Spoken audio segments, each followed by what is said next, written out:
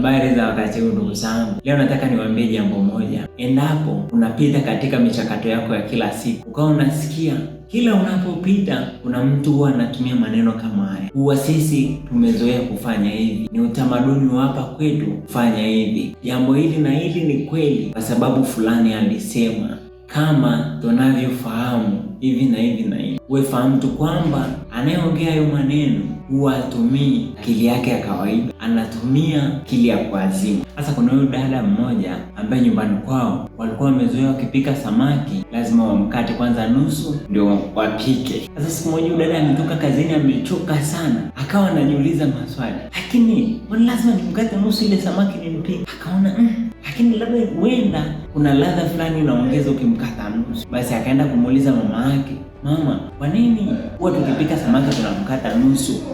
Mama yake akamwambia, mimi niliambiwa na mamangu kwamba nikipika samaki nimkate nusu.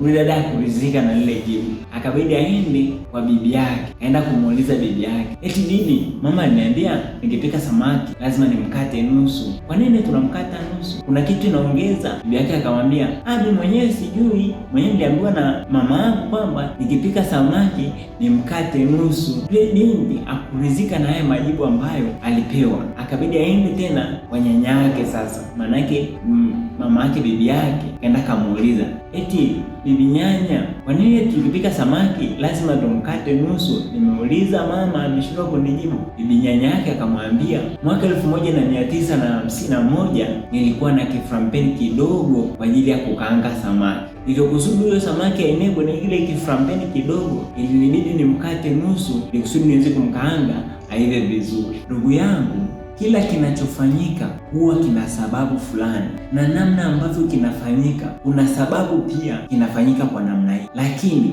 weka akilini kwamba sababu hiyo huenda imepitwa na wakati na inatakiwa kuwa updated, kwa sababu dunia hubadilika kila siku na kila kukicha. Huenda kwa sasa sababu ile na namna ile ya kufanya jambo lile haina maana yoyote tena. Pia huenda ni mzigo mzito sana ambao unakuelemea. Fahamu kwa nini unafanya jambo fulani kwa namna hiyo ambayo unavyoifanya, kusudi usiwe mtumwa wa mila na tamaduni.